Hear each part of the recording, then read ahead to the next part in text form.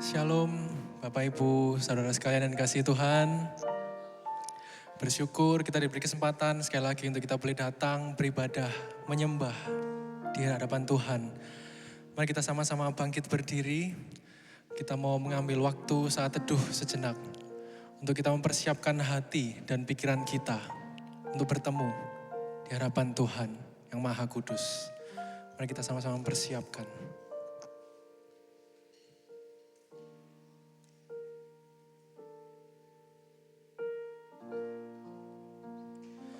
Kebaktian Universitas hari ini kita mulai dengan berlandaskan kasih dan anugerah oleh Allah Bapa yang dinyatakan dalam pribadi dan karya Allah Anak Yesus Kristus melalui persekutuan dengan Allah Roh Kudus. Mari kita bersatu dalam doa. Ya Tuhan, kami bersyukur atas setiap kasih karunia, karya anugerah, keselamatan dalam hidup kami yang Kau nyatakan dalam setiap kami. Kami sungguh kagum ya Tuhan atas setiap kebaikan-Mu dalam hidup kami. Pada pagi hari ini, kami datang dengan kerendahan hati kami dan penuh rasa ketidaklayakan untuk bertemu di hadapan-Mu ya Tuhan. Tapi kami bersyukur Engkau mau melayakkan kami, mau menerima kami untuk boleh datang di tempat ini, untuk memuji, menyembah, dan meninggikan nama-Mu. Biarlah ibadah ini harum dan layak di hadapan-Mu ya Tuhan. Terima kasih ya Tuhan, hanya dalam nama Yesus Kristus, Juru Selamat kami yang hidup, kami berdoa. Amin. Bapak Ibu dan teman-teman sekalian, kita datang di tempat ini bukan suatu kebetulan, bukan hanya suatu kewajiban, keharusan, tetapi Tuhanlah yang mengundang kita, menginisiasi kita terlebih dahulu, manusia-manusia yang kotor, untuk kita boleh datang di tempat ini menyembah, meninggikan Dia. Mari kita sama-sama meresponi panggilan Tuhan. Kita datang dengan kerendahan hati kita di hadapan Tuhan. Kita sama-sama meninggikan, memuliakan nama-Nya. Majesty, worship His Majesty.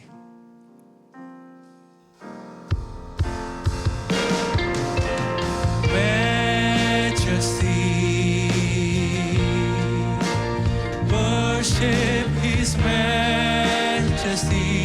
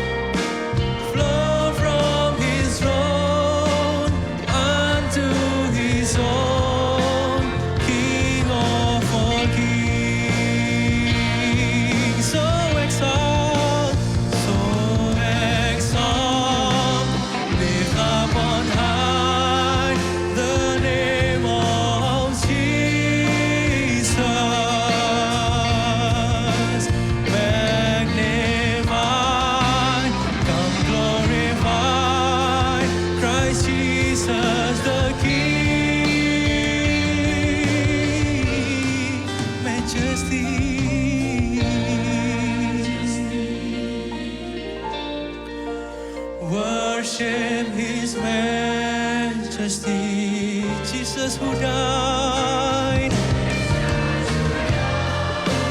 Until His throne, King of all kings. Majesty, Majesty, worship His Majesty.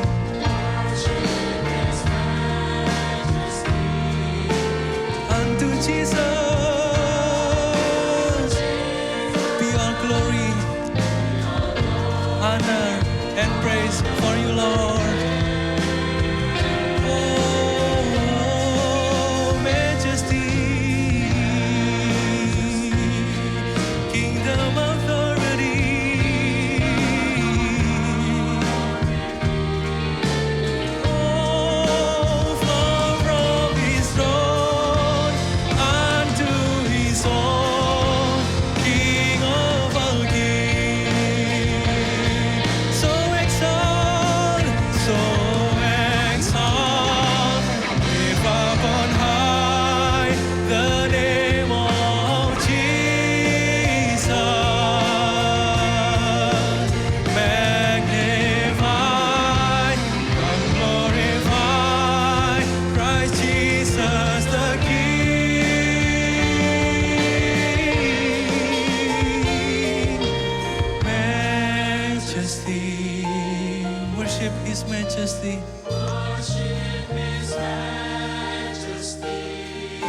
Jesus who died,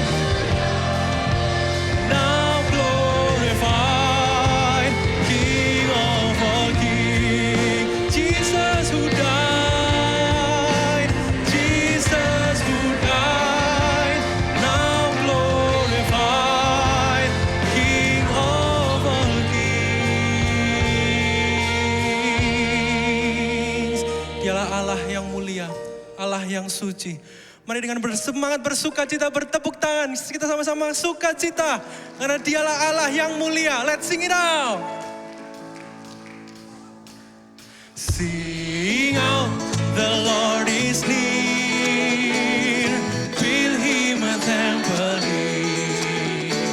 A palace of praise, a throne of thanksgiving, made for the King of kings.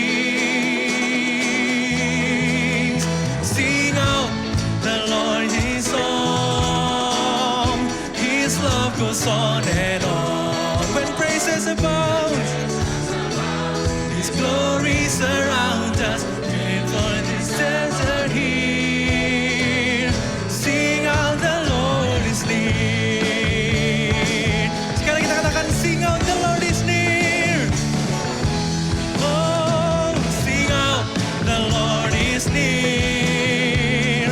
Fill him a temple here. Amen. Throne of thanksgiving, made for the King of kings. Sing out a joyful song. His love goes on and on. When praises abound, His glory surrounds us. Made for this temple here. Sing out, the Lord is near. Dan menepi bersemangat bersuka cita, kita katakan the Lord.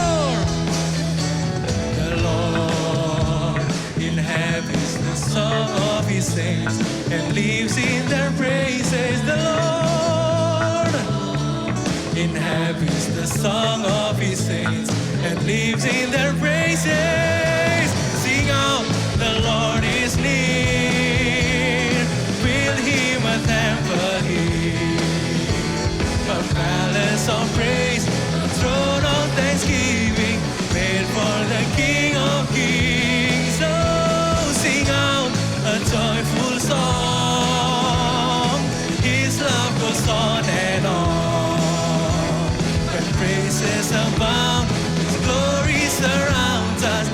Made for this temple here. Katakan, sing out, the Lord is near. Musik memuji Tuhan. Sama-sama katakan, sing out, sing out. The church is the center as one, with music and singing. Rejoice in how that the Father has done, and lift up and singing. Sing out, a joyful is near.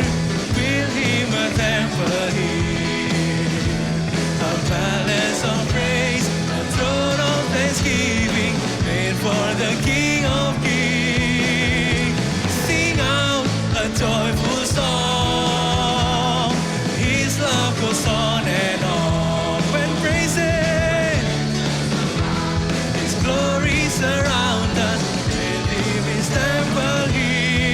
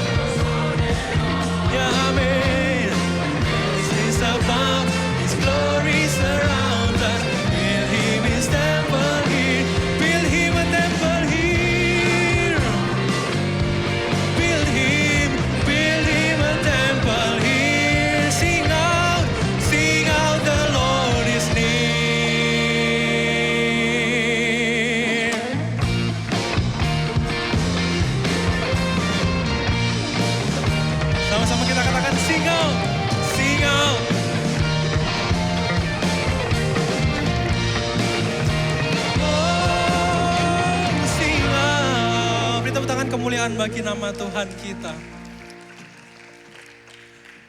Saat ini kita akan mendengarkan persembahan pujian yang akan dibawakan oleh teman-teman paduan suara. Semua dipersilakan untuk duduk kembali.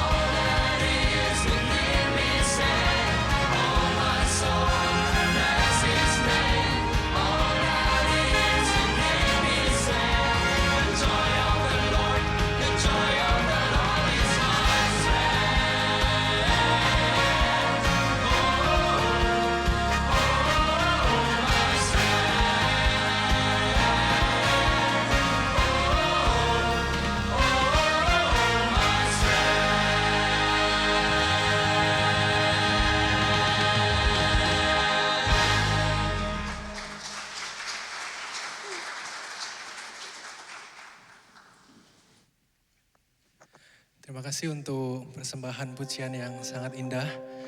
Mengingatkan kita semua bahwa sukacita yang sejati hanya berasal dari Tuhan. Bapak Ibu, saudara sekalian, di tengah hidup yang tidak pasti, di tengah kehidupan yang tidak menentu, kita semua membutuhkan pertolongan Tuhan. Kita semua membutuhkan kasih-Nya dalam setiap hidup kita. Dan mereka yang terhilang, mari kita sama-sama mengangkat suara kita, bukan hanya sekedar lagu, tapi sebuah pernyataan bahwa kita membutuhkan pertolongan Tuhan, kasih Tuhan dalam hidup kita. Dan mereka yang terhilang, mereka yang belum mengenal Kristus. Mari kita sama-sama angkat suara kita. Mereka perlukan.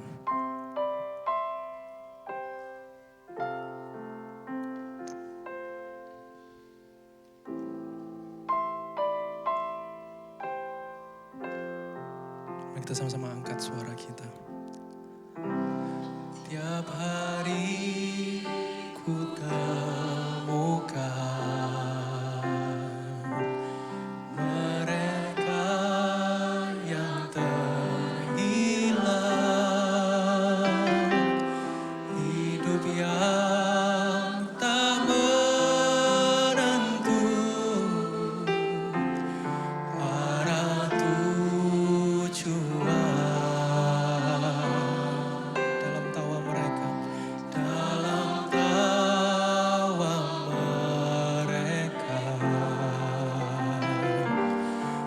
Tersimpan duka,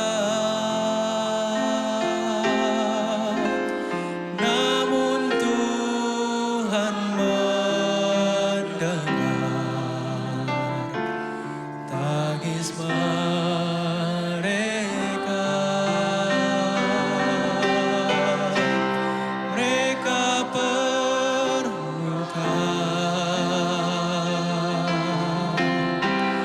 Mereka perlukan kasih Yesus yang besar sebagai jawaban. Sama-sama angkat suara kita. Mereka perlukan. Mereka perlukan.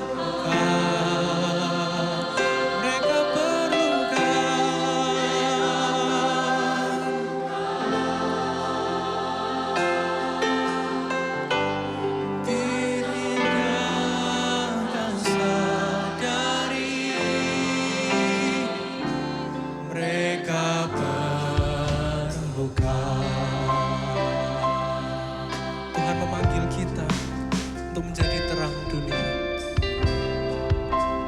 Mari kita sama-sama angkat suara kita.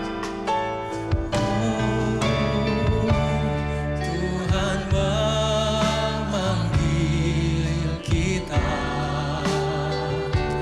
untuk membawa terang yang tiada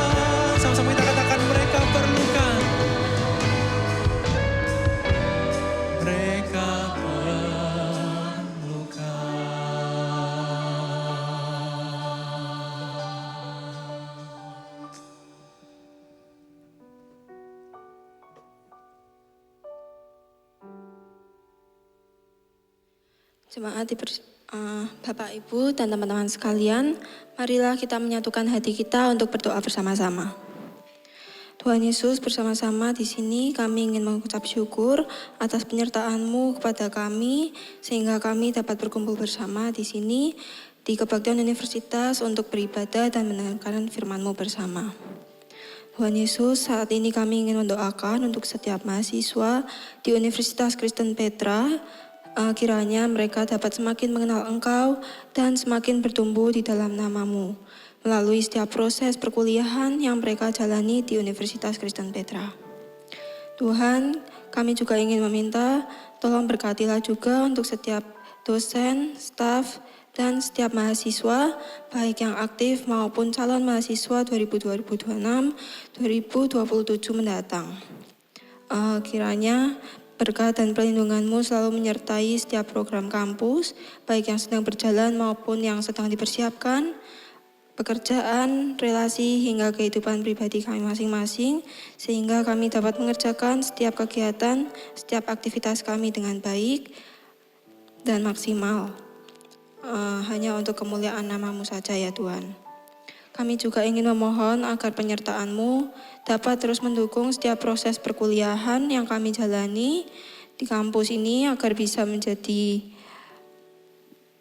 kegiatan yang bermanfaat dan membawa dampak yang baik bagi sekitar. Kiranya kampus ini juga bisa terus bertumbuh agar menjadi universitas yang semakin memuliakan-Mu ya Tuhan. Tuhan, secara khusus kami juga ingin berdoa untuk kesehatan dan keselamatan bagi setiap dari kami, baik secara jasmani maupun rohani. Kiranya Engkau selalu menyertai kami di tengah banyaknya kondisi yang tidak menentu belakangan ini, seperti kondisi cuaca yang cukup ekstrim. Semoga Engkau juga selalu menyertai kami di tengah kesibukan yang kami jalani saat ini, agar kami bisa menyelesaikan semuanya hingga tuntas dengan baik, dan tetap sehat baik secara fisik maupun mental kami. Kami juga ingin berdoa ya Tuhan untuk konflik yang saat ini tengah terjadi di Timur Tengah. Kiranya tangan-Mu bekerja di tengah konflik yang ada Tuhan, biarlah setiap peperangan dan kekerasan yang terjadi dapat segera diredakan dan kondisi setiap negara dapat kembali dalam damai.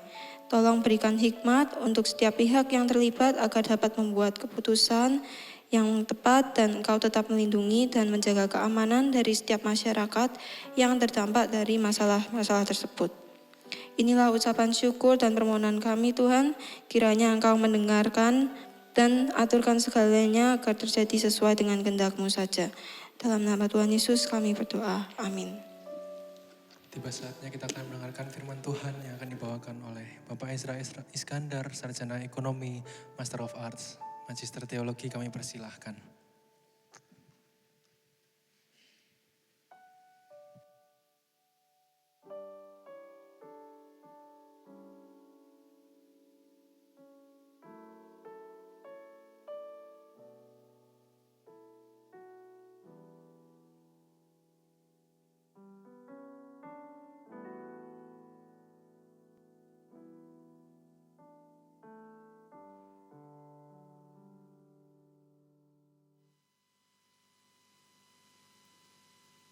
Mari kita berdoa terlebih dahulu.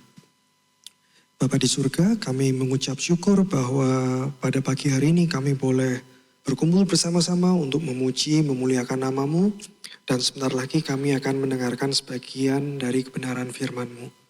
Biarlah Roh Kudus itu menerangi masing-masing kami, membuka hati dan pikiran kami agar kami mampu memahami, dan kiranya firman-Mu itu dapat membuat hidup kami semakin diterangi oleh kebenaran, semakin serupa dengan Kristus hari demi hari. Terus tuntun kami, terutama hamba-Mu yang akan menyampaikan firman, biarlah Engkau jagai kata-katanya sehingga apa yang keluar dari mulutnya hanya kebenaran saja. Kami menyerahkan jalannya ibadah ini dari awal hingga akhir hanya di dalam nama Tuhan Yesus saja. Kami berdoa. Amin. Shalom. Shalom dan selamat pagi. Nah ini mungkin saya menduga ada beberapa Bapak Ibu yang mikir, oh kok bukan assalamualaikum gitu ya. Ya soalnya ya biasanya baju ini sering dikaitkan dengan ini ya agama tertentu atau apa gitu ya. Tapi sebetulnya enggak sih gitu ya. Jadi baju koko ini kalau enggak salah enggak ada hubungannya dengan agama gitu ya. Lebih ke arah ini ya kebudayaan. Nah Bapak Ibu yang terkasih dan juga teman-teman mahasiswa, hari ini kita akan melanjutkan serial gitu ya tentang tanggung jawab, tentang responsibility. Jadi kalau di minggu-minggu kemarin kita sudah belajar tentang pilihan yang bertanggung jawab gitu ya. Nah hari ini kita akan membahas tentang pikiran. Ternyata berpikir itu tidak bisa sembarangan. Di dalam berpikir pun meskipun orang lain tidak bisa melihat ke dalam pikiran kita, tetap ada tanggung jawab yang harus kita penuhi. Nah, saya akan memulainya dengan sebuah kisah. Nah, ini kalau misalkan Bapak Ibu sering dengerin suara Surabaya, mungkin pernah dengar kasus ini gitu ya. Kasus ini terjadinya nggak lama gitu ya, sekitar 2025 pertengahan gitu ya. Jadi ceritanya ini balita 15 bulan sempat dibawa kabur. Jadi ceritanya gini, teman-teman. Jadi ada seorang pasangan suami istri yang dulu pernah sekolah di Jogja, lalu mereka punya teman. Temannya ini sebetulnya nggak terlalu dekat gitu ya, tapi mereka cuma pernah berkenalan singkat. Lalu mereka berpisah jalan, suami istri ini akhirnya mereka menjadi pasangan dan hidup di Sidoarjo. Nah, tiba-tiba lama nggak pernah ketemu gitu ya, lama nggak pernah kontak-kontakan karena memang pada dasarnya bukan teman dekat. Ada seorang teman dari Jogja yang tiba-tiba telepon dan bilang mau mampir ke Sidoarjo gitu ya. Tapi pertanyaan yang mencurigakan itu tanya, kamu sudah punya anak, anakmu umur berapa gitu ya. Dan meskipun mereka nggak terlalu dekat tapi ternyata ada orang ini ya, teman lama mereka yang dari Jogja itu maksa kepengen ke Sidoarjo ketemu mereka. Ya dijamulah, disapalah gitu ya, datang gitu ke Sidoarjo. Nah terus yang mencurigakan gitu ya, yang mencurigakan ini saya dengar sendiri gitu ya ceritanya waktu pas anaknya ini diculik gitu ya. Kalau dengar ceritanya tuh kayak gimana gitu. Nah terus lanjut cerita. Papa mamanya ini sudah merasa curiga karena si teman ini, teman lama yang gak terlalu dekat ini, berkali-kali tanya, boleh gak ngajak anakmu jalan-jalan keluar gitu ya. Kok aneh banget, lama gak ketemu, deket ya juga enggak, kok malah kepingin ngajak anak saya jalan-jalan keluar gitu. Tapi sungkan, diiyain, iya gak apa-apa gitu ya. Jadi mereka pamitan ngajak si anak ini pergi ke Indomaret yang ada di seberang rumah. Katanya mau dibeliin susu gitu ya. Pergi, anak ini dibawa oleh pasangan dari Jogja ini gitu ya. Ke Indomaret. Lama setengah jam gak balik, 1 jam gak balik. Kecurigaan mereka itu semakin menguat. Waduh, anakku dibawa kemana? Di WhatsApp bilangnya, oh iya tunggu sebentar, ini anakmu lapar mau minta makan gitu. Itu setelah 1 jam. 3 jam mulai nggak dibalas gitu ya. Baru lapor ke polisi. Ya, tapi singkat cerita akhirnya anak tersebut ditemukan. Kira-kira mungkin nggak ya di sini ada teman-teman atau bapak ibu yang menjadi korban dengan cara yang sama. Punya anak, punya adik, ada temen yang lama gak pernah deket, gak pernah kontak, tiba-tiba ngontak, terus kita ngasih anak kita diajak jalan-jalan keluar. Nah makanya, kadang kita dengar cerita-cerita seperti ini, cerita-cerita yang kok bisa ya, kok kayak gak masuk akal. Bahasa zaman sekarang tuh gak habis fikri dan di luar nurul. Kayak kok bisa ya, kok bisa. Tapi terjadi. Kita mungkin mikir gitu ya. Ini orang tuanya mikir apa gitu ya. Atau orang tuanya gak mikir apa gitu kan. Kok bisa? Nah ada tambahan lagi nih. Jadi ada cerita-cerita yang di sebelah kiri itu ternyata ada seorang ibu, seorang mama yang lupa kalau ternyata dia tuh bawa anaknya. Jadi anaknya ketinggalan di airport. Jadi waktu sudah take off pesawatnya landing, terus dia bilang gitu ya, supaya pesawatnya diputar balik karena anaknya ketinggalan di airport gitu ya. Kalau yang di sebelah ada seorang, saya lupa ini sepertinya seorang ayah gitu ya, yang lupa kalau ternyata anaknya itu ada di car seat gitu ya. Jadi kalau misalkan di luar negeri itu sering anak-anak kecil itu nggak boleh ditaruh di kursi pengemudi, tapi harus diikat di car seat di belakang gitu ya. Lupa kalau ternyata ada anaknya gitu ya. Lalu ditinggal lama dan anaknya meninggal. Di kasus-kasus yang seperti ini kita juga mikir, kok bisa ya ada kasus-kasus seperti ini? Apa yang terjadi dengan orang-orang seperti ini? Bagaimana cara mereka berpikir? Kadang-kadang kita itu sering punya asumsi bahwa yang namanya mikir kan bisa sembarangan. Saya mau mikir apa aja, selama nggak keluar ke orang lain, selama nggak menjadi tindakan, itu kan terserah saya.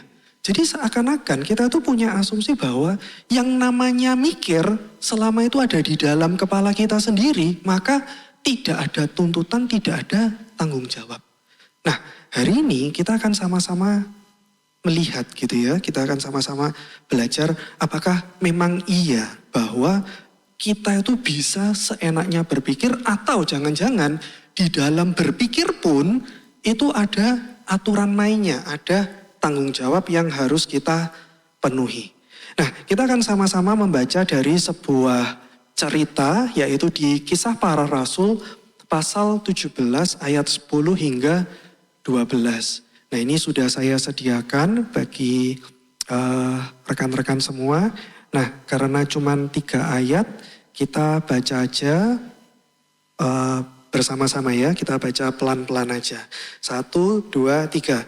Tetapi pada malam itu juga segera saudara-saudara seiman di situ menyuruh Paulus dan Silas berangkat ke Berea. Setibanya di sana, pergilah mereka ke rumah ibadat orang Yahudi. Orang-orang Yahudi di kota itu lebih terbuka hatinya daripada orang-orang Yahudi di Tesalonika. Karena mereka menerima firman itu dengan segala kerelaan hati. Dan setiap hari mereka menyelidiki kitab suci untuk mengetahui apakah semuanya itu benar demikian. Karena itu banyak di antara mereka yang menjadi percaya. Juga tidak sedikit di antaranya adalah orang Yunani yang terkemuka, baik perempuan maupun laki-laki.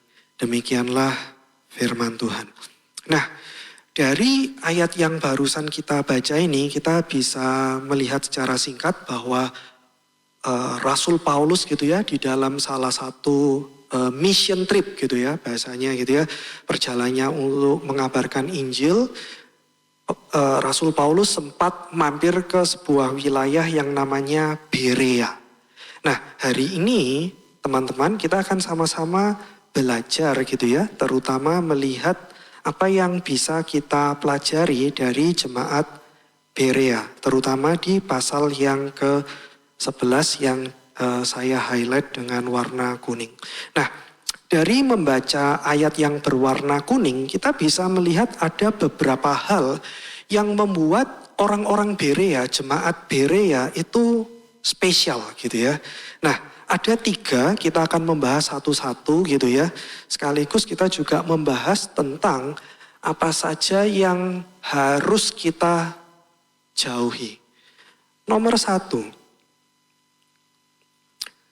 jangan sampai kita menjadi orang yang gak mau tahu.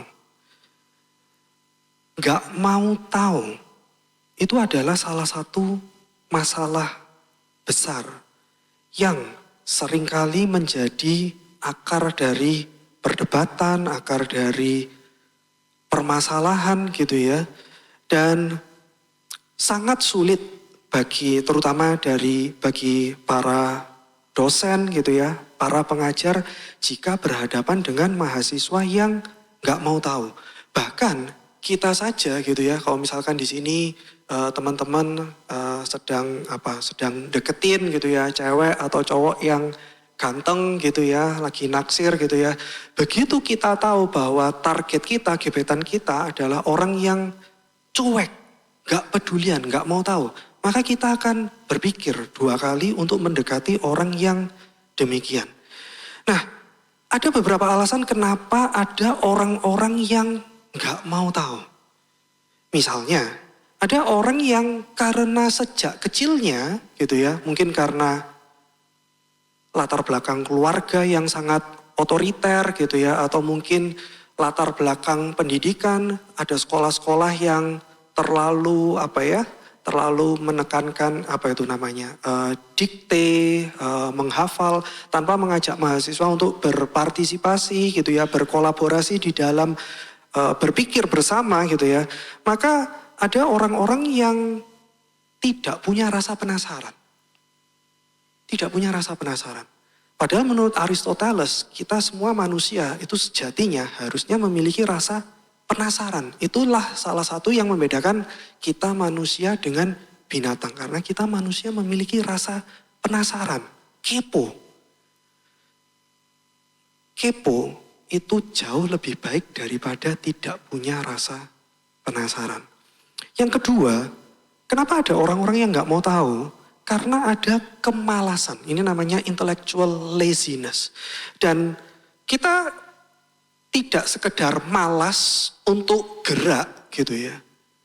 Tapi kadang ada orang-orang yang malas hanya sekedar untuk berpikir. Mikir itu aja malas, meskipun badannya gak perlu gerak. Di sofa sambil leyeh-leyeh, diajak mikir aja gak mau. Padahal kita tahu bahwa kemalasan itu adalah salah satu karakter yang menghambat banyak sekali gitu ya, perkembangan gitu ya di dalam kehidupan kita.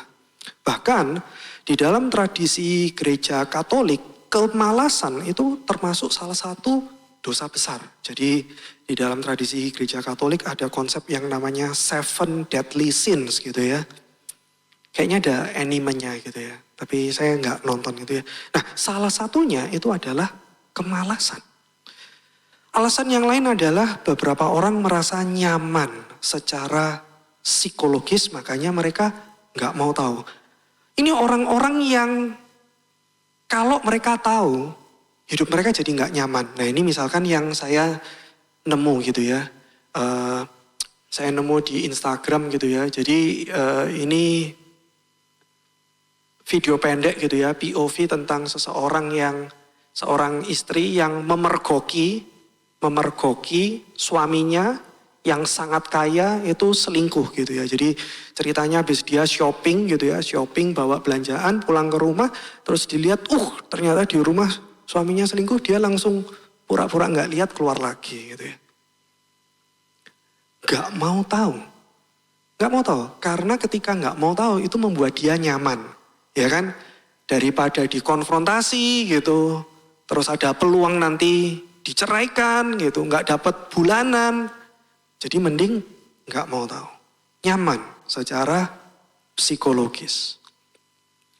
Dan berikutnya, alasan lain, dan ini juga adalah alasan yang sangat powerful ya, terutama di mahasiswa zaman sekarang gitu ya. Mungkin teman-teman ngerasa sadar kenapa ya kok saya itu cuek-cuek gitu ya. Karena mungkin kita gampang terdistraksi oleh sosial media. Nah di situ ada QR code, kalau misalkan teman-teman atau Bapak Ibu penasaran, di sini ada sebuah jurnal, semoga linknya nyambung ya. Di sini ada sebuah jurnal yang membahas tentang dampak negatif kebiasaan nonton video pendek atau yang biasanya disebut shorts dengan kemampuan otak kita. Ya, semoga bisa. Bisa ya? Nah, jadi pada intinya saya bantu summary-kan untuk rekan-rekan sekalian. Semakin tinggi kita itu kecanduan nonton shorts lewat HP, akan semakin rendah tingkat pengendalian diri kita, self control. dan juga turunnya fungsi eksekutif otak, yaitu kemampuan untuk atensi, kemampuan untuk memperhatikan. Nah, itu akan menurun dengan sangat drastis. Semakin kita sering nonton shorts, maka kemampuan ini akan semakin turun. Padahal kita mungkin kalau boleh jujur, kita sekarang semakin suka nonton shorts. Cepat selesai, tapi kita nggak punya bigger picture-nya itu seperti apa. Kenapa kok tiba-tiba membahas tentang hal itu gitu ya. Kita nggak punya pemahaman secara konseptual. Nah, attitude atau sikap nggak mau tahu itu berbeda jauh dengan jemaat Berea. Jemaat Berea tadi kita baca gitu ya, orang-orang di sana, di kota itu lebih terbuka hatinya. Lebih terbuka hatinya itu kalau di dalam bahasa Inggris itu menggunakan kata noble-minded, yang di dalam bahasa Yunani itu eugenes, artinya sejak lahir itu sudah baik. Jadi ini kita bisa membayangkan orang-orang yang lahir dan besar dan diedukasi dari keluarga yang baik gitu ya. Mungkin menengah ke atas gitu ya. Ini adalah orang-orang yang mungkin sistem pendidikannya memungkinkan dia untuk memiliki rasa penasaran untuk bertanya. Ini adalah orang-orang yang berani untuk ngecek. Open-minded. Nah, ini pertanyaan yang harus kita renungkan bersama, teman-teman terkasih. Apakah kita seperti jemaat Berea, orang-orang yang hatinya itu terbuka, orang-orang yang punya rasa penasaran, kok bisa gitu ya? Tapi nggak cuman, apa itu bahasa Jawanya, nggak cuman gumon gitu ya, gumon itu apa? Nggak cuman, apa itu? Nggak cuman wow, tapi juga mau tahu gitu ya. Jadi waktu misal lihat sulap, nggak cuman wow, tapi coba cari tahu, kok bisa ya seperti itu. Berikutnya Bapak Ibu yang harus kita hindari selain nggak mau tahu itu adalah sikap sok tahu. Nah, sok tahu ini juga sangat bahaya. Kenapa ada orang-orang yang sok tahu? Nah, Dunning-Kruger effect, saya yakin teman-teman yang sudah pernah ikut kelas digital leadership misalnya, pasti pernah mendengar tentang Dunning-Kruger effect gitu ya. Jadi dua peneliti ini gitu ya, satu namanya Dunning, satu namanya Kruger, mereka menemukan sebuah pola bahwa ternyata orang yang taunya sedikit itu PD-nya tinggi sekali gitu. Ternyata orang yang taunya banyak malah mereka memiliki kerendahan hati. Teman-teman nggak usah nyenggol kiri kanan ya. Kita tahu itu semua ada di sekitar kita. Tapi ini adalah fenomena yang selalu kita amati gitu ya. Kita jujur aja ya. Kita nggak usah nunjuk gitu ya, nggak usah nyenggol. Kita tahu di kelas selalu ada anak yang sok tahu tapi nggak perform. Yang kelihatannya kalau diajak ngomong, wah segala sesuatunya tahu, meremehkan gitu, tapi nilainya jelek gitu. Dan itu sebetulnya mengkonfirmasi kurva ini, bahwa ternyata orang yang taunya sedikit, itu justru sangat pede dan sangat sombong. Berikutnya, kalau kita boleh jujur, kita semua manusia itu punya keinginan, kebutuhan untuk diakui gitu ya. Tapi levelnya beda-beda. Ada orang-orang tertentu yang sangat ingin diakui, bahkan melebihi yang lain. Jadi punya kebutuhan untuk ngerasa superior. Aku yang paling aku yang paling tinggi, aku yang paling atletis, aku yang paling kurus, aku yang paling cantik, aku yang paling pinter, aku yang paling tahu semuanya. Ada orang-orang yang butuh itu sangat tinggi. Nah, itu membuat ada orang-orang yang kepingin kelihatan cerdas, kepingin kelihatan orang yang berpengetahuan. Entah di komunitas kelompoknya atau di prodinya atau di lingkungan kerjanya, dia kepingin itu. Nah, ini disoroti oleh seorang penulis gitu ya, peraih hadiah Nobel gitu ya. Bukunya sudah diterjemahkan, teman-teman sekalian, Thinking Fast and Slow by Daniel Kahneman. Secara kasar saya terjemahkan seperti ini. Kita itu sering kali pede, bahkan meskipun kita salah. Pede, yang penting pede. Dan yang sedihnya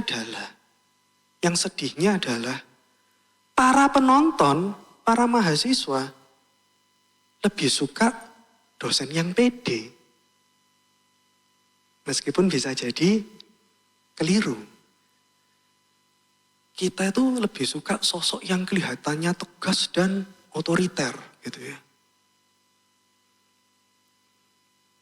Karena sosok yang seperti itu mungkin membuat membuat kita itu takut, membuat kita patuh, membuat kita itu tunduk. Tetapi Daniel Kahneman melanjutkan, observer gitu ya, pengamat yang objektif gitu ya, itu bahkan bisa melihat kekeliruan kita, bahkan meskipun kita sendiri nggak sadar. Jadi teman-teman, ketika Anda terlalu pede, ngomongnya paling kenceng, hati-hati. Di situ ada teman-teman yang objektif yang mungkin sadar, wah ini salah tapi ngegas gitu kan. Jangan menjadi orang-orang yang sok tahu. Alasan terakhir kenapa banyak di antara kita saat ini yang sekarang menjadi sok tahu adalah karena tidak ada konsekuensi. Ngomong sesuatu di Instagram, nyinyir gitu ya. Kalau misalkan ternyata keliru, kita nanti tinggal ngomong aja. Ya kan manusia nggak sempurna, bisa keliru ya kan. Atau mungkin nanti kita bisa pakai alasan, ya itu kan pendapat saya. Kalau pendapatmu berbeda ya terserah kamu. Kan setiap orang punya pendapatnya sendiri-sendiri. Wah ada banyak ya gitu ya. Atau kalau misalkan betul-betul sudah terpojok, gak bisa lari kemana-mana, ya tinggal bilang, ya sorry gitu kan. Gitu. Karena seringkali tidak ada konsekuensi dari kelakuan kita yang sok tahu. Ini berbeda jauh dari jemaat Berea yang tadi kita sudah melihat. Orang-orang Berea itu, mereka menerima firman dengan segala kerelaan hati. Kata kerelaan hati ini berbicara soal humility. Kerendahan hati. Kerendah hatian. Ya, sama. Jadi berbicara soal orang-orang yang berani mengakui kalau mereka tidak tahu. Berani salah. Berani dikritik. Dan tentu saja kalau mereka sadar mereka salah, mereka langsung bergerak ke arah yang lain. Dan yang terakhir, teman-teman sekalian, jangan menjadi orang yang punya mindset nggak bisa tahu. Ada orang-orang zaman sekarang yang suka mindset seperti ini. Jadi kalau misalkan ditanya tentang perang Iran dan Amerika, nanti ada video gitu ya. Video ibu kotanya Israel, Tel Aviv hancur gitu ya. Nanti ada juga video ibu kotanya Iran, Tehran gitu ya. Lokasi-lokasi militernya juga berasap gitu ya. Mana yang benar? Gak bisa tahu Pak, gak bisa tahu. Hal-hal kayak gini nih di zaman sekarang, zaman AI, kita tuh gak bisa tahu kebenaran gitu ya. Gak bisa tahu. Mungkin Iran yang kalah atau mungkin Israel yang habis gitu. Kita gak bisa tahu. Isu apapun ketika dikonfrontasi, gak bisa tahu. Allah ada atau tidak? Gak bisa tahu, gak bisa tahu. Orang-orang Kristen itu sombong, menganggap Allah itu ada, sok tahu. Ateis juga sombong, mereka menganggap Allah itu tidak ada. Tapi ini kita gak bisa tahu. Wah, kelihatannya paling bijak. Tapi ini kalau dijadikan mindset gitu ya, wah apapun kita itu tidak bisa mengetahui. Maka tentu aja tidak ada pengetahuan. Dan ilmu pengetahuan, teknologi juga tidak bisa berkembang. Kenapa ada orang-orang yang seperti ini? Alasan yang pertama sama seperti yang tadi gitu ya. Ini kenyamanan psikologis. Ketika kita sudah ngejudge di awal, hal ini tidak bisa diketahui, maka kita tidak perlu berupaya. Kita Kita tidak perlu berupaya, kita tidak perlu repot-repot cari jurnalnya, kita tidak perlu repot-repot verifikasi beritanya. Kita berlindung aja di balik, ya ini nggak bisa kita ketahui gitu ya. Ada orang-orang yang trauma terhadap sumber, sangat percaya apa yang dikatakan oleh pendetaku nggak mungkin keliru. Ternyata nggak lama pendetanya tertangkap melakukan ini dan itu yang tidak terpuja. Trauma, jadi ada sumber-sumber yang dia sangat percaya ternyata terbukti keliru. Sejak saat itu punya mindset, iya ya kita itu memang nggak bisa mengetahui. Atau mungkin juga ada di antara kita yang cara pikirnya gitu ya, yang mengaku nggak bisa tahu karena kita itu sungkan menghakimi. Ada teman-teman kita yang punya pandangan yang berbeda-beda, terus kita sungkan membela satu karena waktu kita membela yang satu, itu kan secara tidak langsung kita menganggap dia lebih dari yang lain. Entah lebih benar, lebih masuk akal, lebih kredibel, lebih valid daripada yang lain. Ada orang-orang yang saking sungkannya menghakimi gitu ya. Akhirnya, sudahlah kalian gak usah berdebat. Kita gak bisa tahu ini mana yang benar, mana yang salah. Atau yang terakhir, kita mungkin secara tidak sadar sudah mengadopsi cara pikir relativisme kebenaran. Jadi ini orang-orang yang menganggap bahwa ngapain sih kita cari tahu mana yang benar, mana yang salah.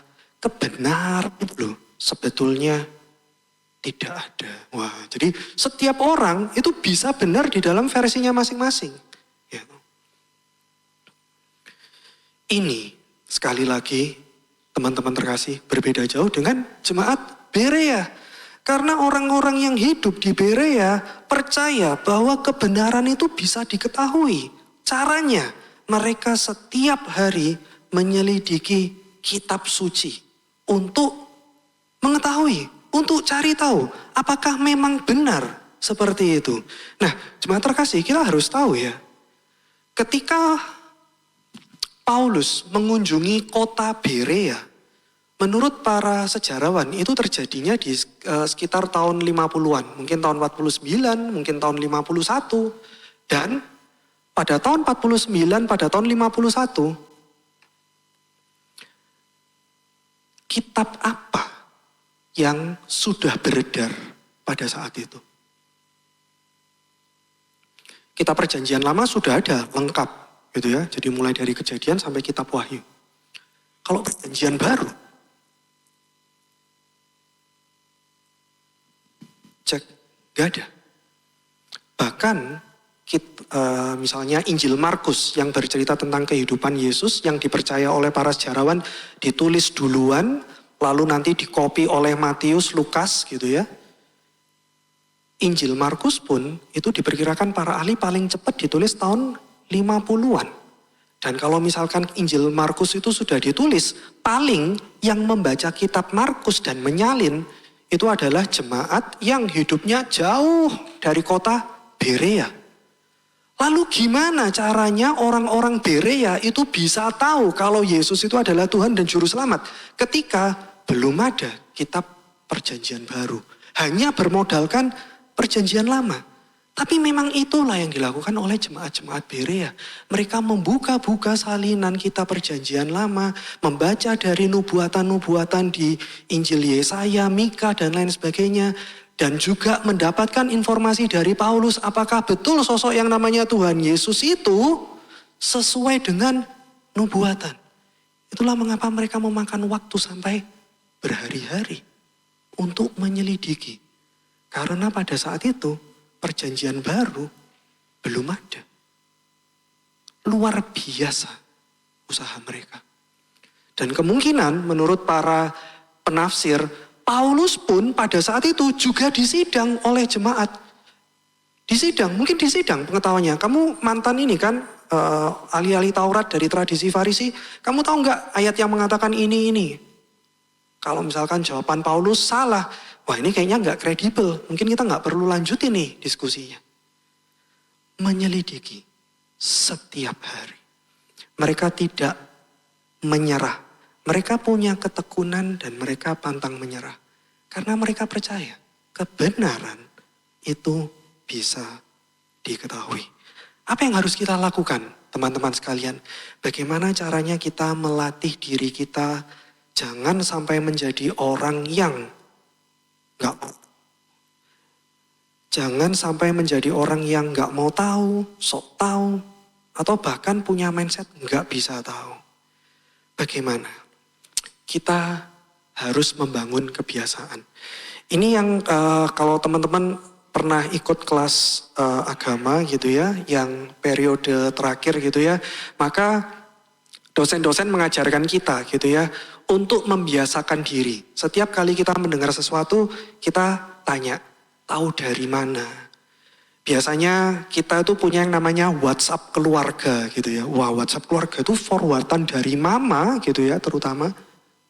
Wah, itu banyak gitu ya. Sampai video-video yang murni buatan AI pun juga mama kita percaya gitu kan. Nah, teman-teman di sini jangan ketawa ya. Nanti suatu saat kalian akan menjadi mama gitu ya. Dan pada saat itu ada teknologi baru gitu ya yang membuat kalian mungkin juga bisa ketipu dan percaya. Biasakan bertanya, tahu dari mana, tahu dari mana. Jangan sungkan juga untuk bertanya kepada dosen-dosen kita gitu ya. Pak, itu tahu dari mana? Bu, itu tahu dari mana? Pak, itu jurnalnya ada atau enggak? Bu, itu maksudnya filsufnya, kok filsuf? Maksudnya tokohnya ada atau enggak gitu. Atau mungkin kita biasakan selalu pertanyaan ini. Apakah ada penjelasan lain? Apakah ada penjelasan lain? Kadang kalau misalkan mama kita ngomong, pacar kita ngomong, wah itu ya Pak Esra itu ya, setiap kali ketemu gak pernah nyapa, sombong. Apakah ada penjelasan lain? Mungkin Pak Esra lupa pakai kacamata gitu ya. Mungkin kamu terlalu pendek gitu ya, gak kelihatan gitu ya sama Pak Esra gitu. Apakah ada penjelasan lain? Atau kalau misalkan kita betul-betul bingung, ya kita tunggu dulu untuk membuat sebuah keputusan atau untuk membuat sebuah kesimpulan. Berikutnya teman-teman, mari kita membangun yang namanya komunitas intelektual. Pak, teman-teman saya kok lemot-lemot ya? Tunggu dulu. Kita nggak perlu cari WhatsApp grup baru, kita nggak perlu cari bestie baru. Kita pelan-pelan jadikan bestie-bestie kita, WhatsApp grup yang sudah ada itu menjadi komunitas intelektual. Caranya gimana? Caranya ya kita membiasakan bertanya. Kamu kok ngomong seperti itu, tahunya dari mana? Yakin tak kesimpulannya seperti itu? Maka secara tidak langsung kita tuh menjadi garam dan terang yang menerangi komunitas bestie kita tadi, komunitas intelektual. Lalu berikutnya kita juga bisa berpikir, mengurangi obstacle. Apa saja sih yang menghalangi kita untuk menjadi orang-orang yang berpikir secara bertanggung jawab? Nah, halangan setiap kita bisa beda-beda. Tetapi salah satu halangan terbesar pada saat ini itu adalah distraksi dari gadget. Mungkin kita kecanduan game. Berarti itu obstacles kita. Mungkin kita kecanduan Instagram. Ya, itu obstacles kita. Bisa nggak kita cari cara? Kalau kita memang betul-betul serius ya. Bisa nggak kita cari cara untuk mengurangi kecanduan kita terhadap Instagram. Scrolling yang nggak jelas. Mengurangi screen time kita waktu main game. Kalau memang kita betul-betul ingin membangun kebiasaan. Dan yang terakhir tentu saja kita harus selalu berpegang pada kebenaran. Kalau teman-teman melihat kelanjutan dari cerita jemaat Berea di ayat 12, di situ ditulis, karena jemaat Berea itu adalah orang yang selalu tekun, tidak pantang menyerah, orang-orang yang humble. Karena itu banyak di antara mereka yang menjadi percaya. Banyak di antara mereka yang akhirnya memahami apa itu kebenaran dan hidup seturut kebenaran. Pertanyaannya, mau nggak kita menjadi orang-orang yang berpikir secara bertanggung jawab supaya kita pun juga akan diselamatkan, supaya kita pun juga melihat kebenaran. Amin. Mari kita berdoa. Bapa di surga, kami kembali menghadap kehadirat-Mu. Kami mengucap syukur bahwa pada siang hari ini kami boleh diingatkan bahwa Engkau adalah Allah yang baik. Engkau adalah Allah yang menjadi sumber pengharapan sekaligus sumber kebenaran bagi kami semua. Engkau telah menciptakan kami seturut dengan gambar-Mu. Kami adalah makhluk-makhluk yang berpikir, kami adalah makhluk-makhluk yang rasional. Karena Engkau sendiri pun juga adalah Allah yang berpikir. Karena Engkau sendiri pun juga adalah Allah yang rasional. Terus tuntun kami, ajar kami untuk setia menjadi imago Dei, gambar Allah yang sejati. Jangan biarkan kami menyerah, jangan biarkan kami bingung. Tapi terus tuntun kami, buka hati dan pikiran kami, temukan kami dengan orang-orang baik yang akan menuntun perjalanan intelektual kami. Semakin hari, semakin dekat dengan kebenaran. Hanya di dalam nama Tuhan Yesus saja kami memohon. Amin.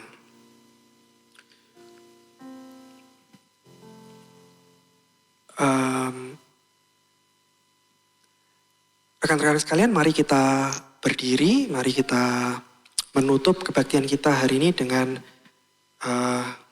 doa berkat. Ya Bapa, firman-Mu telah disampaikan dan kami semua anak-anak-Mu telah mendengar. Sebentar lagi kami akan melanjutkan kehidupan kami, pekerjaan kami, aktivitas kami, dimanapun kami berada, dan kami memohon berkat yang hanya daripada-Mu saja.